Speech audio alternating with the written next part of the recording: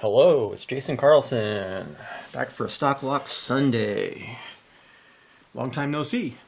So, oh wow, the ball bearing, I don't know where that came from.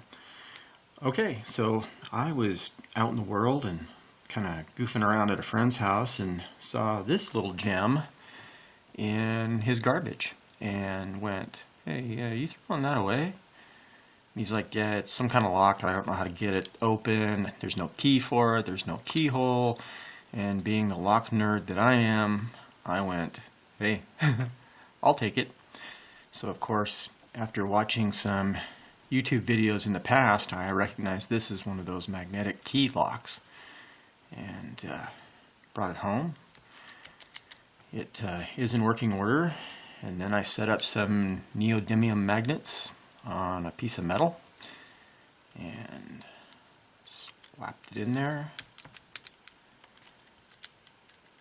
Do a little movement here. Let's try it this way.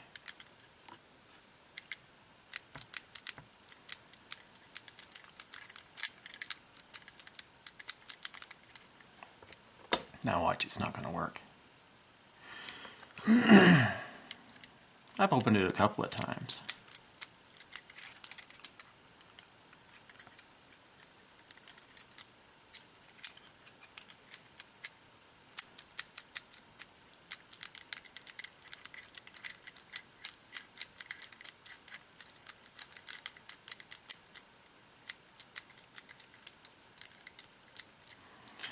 Come on, baby.